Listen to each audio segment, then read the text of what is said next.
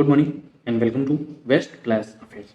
तो केंद्रीय बजट तो अभी 2023 चल रहा है, ठीक है। तो और 2023 और 24 का केंद्रीय बजट आ चुका है। कब आया था? फरवरी के अंदर। 1 फरवरी के अंदर बजट आ जाता है। 1 फरवरी के 2 फरवरी के दिन बजट आया था, ठीक है। तो हम उसके बारे में कुछ इंपॉर्टेंट जो फैक्ट्स हैं केंद्रीय बजट के, जो एग्जाम के पॉइंट ऑफ व्यू से इंपॉर्टेंट है, वो हम इसके अंदर देखने वाले हैं। तो चलिए शुरू करते हैं। एक वित्त वर्ष में सरकार की अनुमानित प्राप्तियों और व्यय का विवरण होता है केंद्रीय बजट।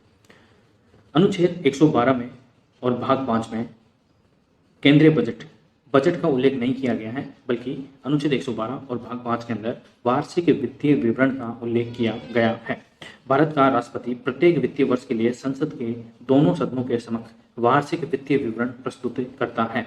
तो कई बार एग्जाम में पूछा गया है कि निम्न में से संविधान के कौन से अनुच्छेद में केंद्रीय बजट का उल्लेख किया गया है। तो केंद्रीय बजट का उल्लेख नहीं है, ऐसे किसी भी शब्द का उल्लेख नहीं है, बल्कि वहां पर बजट के स्थान पर वार्षिक वित्तीय विवरण का उल्लेख किया गया है, वो भी अनुच्छेद 112 के अंदर और भाग 5 के अंदर। अब जो बजट वार्षिक वित्तीय विवरण होता है उसको राष्ट्रपति संसद के दोनों सदनों के समक्ष प्रस्तुत करता है। भारत के संविधान में कहीं भी बजट शब्द का उल्लेख नहीं है, जैसे कि मैंने आपको बताया। अब बजट के कितने चरण होते हैं वो देख लेते हैं। बजट के चरण, सबसे पहले बजट तैयार हो जाता है, उसके बाद उसकी प्रस्तुति होती है। बजट के ऊपर आम चर्चा होती है, लेकिन 2014 के बाद से बजट के ऊपर किसी तरह की कोई आम चर्चा होती ही नहीं है, बल्कि सिंपल तरीके से पास कर दिया जाता है। यह फायदा उठाते हैं बीजेपी की सरकार, जो कि बहुमत के अंदर है। इस वजह से विभागीय समितियों द्वारा जांच की जाती है कि किस विभाग को कितना बजट एलोकेट किया गया है और इतना जरूरत है कि नहीं है, और अगर जरूरत के हिसाब से नहीं दिया गया हो तो उसकी सिफारिश भी की जाती है। उसके बाद अनुदान मांगों पर मतदान भी किया जाता है। अनुदान की जो मांग होती है उनके ऊपर मतदान भी किया जाता है। विनियोग विधेयक पारित करना भी इसका बजट का एक चरण होता है। वित्त विधेयक पारित करना, अब जैसे कि मैंने आपको बताया था कि लोकसभा का जो स्पीकर होता है उसके हाथ में होता है कि कौन सा विधेयक धन विधेयक है या नहीं है, और उसी का जो निर्णय होता है वही अंतिम होता है।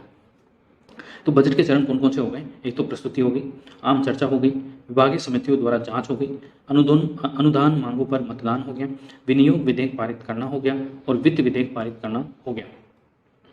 नेक्स्ट है बजट तैयार करने हेतु नोडल निकाय। तो बजट प्रभाग आर्थिक मामलों का विभाग, वित्त मंत्रालय, नीति आयोग और संबंधित मंत्रालयों के परामर्श से बजट प्रभाग के द्वारा बजट तैयार किया जाता है। स्वतंत्र भारत का पहला बजट 1947 में प्रस्तुत किया गया था।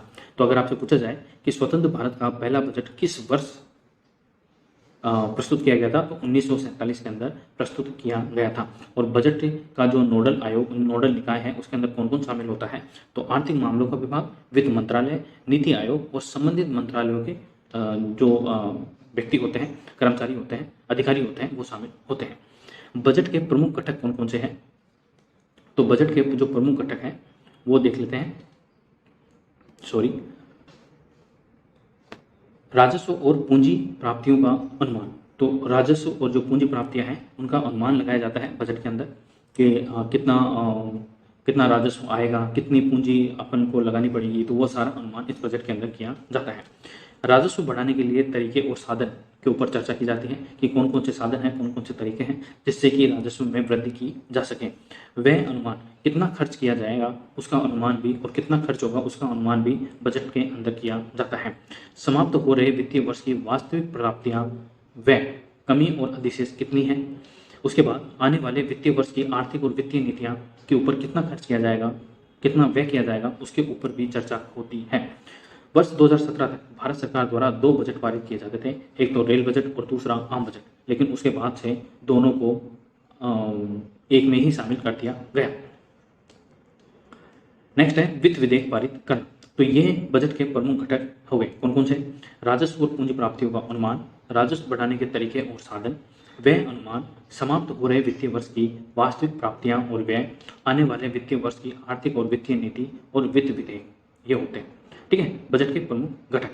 अब एक और फैक्ट आपको ये देखना है कि जो 2017 तक तो भारत सरकार रेल बजट और आम बजट अलग अलग पारित करती थी, लेकिन 2017 के बाद से क्या कर दिया, दोनों बजट को, जो रेल बजट है उसको आम बजट के अंदर ही शामिल कर दिया।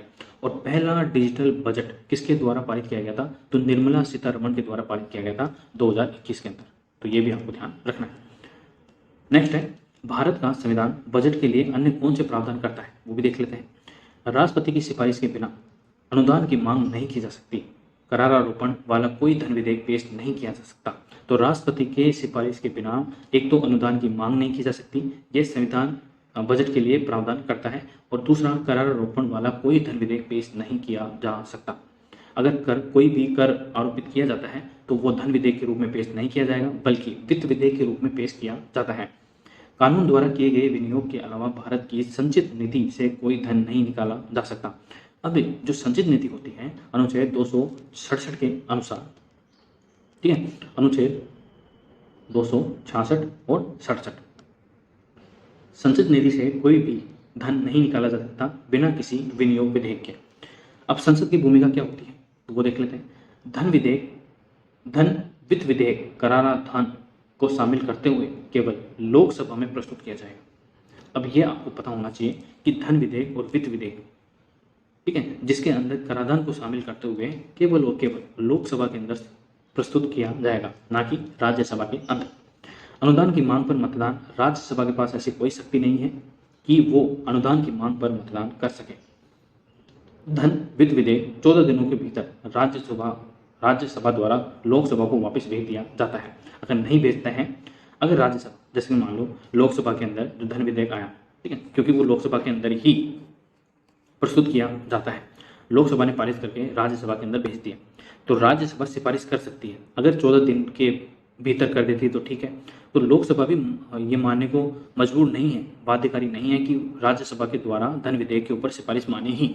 अगर राज्यसभा धन विधेयक के ऊपर या वित्त विधेयक के ऊपर सिफारिश करती है तो ठीक है 14 दिन के भीतर। अगर 14 दिन के भीतर कोई सिफारिश नहीं करती है तो ये मान लिया जाता है कि राज्यसभा ने इस विधेयक को पारित कर दिया है। नेक्स्ट है, लोकसभा राज्यसभा द्वारा की गई सिफारिशों को स्वीकृत अस्वीकृत कर सकता है। जैसा कि मैंने आपको बताया कि लोकसभा के ऊपर राज्यसभा के द्वारा की गई सिफारिशें मानना बाध्यकारी नहीं है। आई होप आपको ये समझ में आ गया होगा।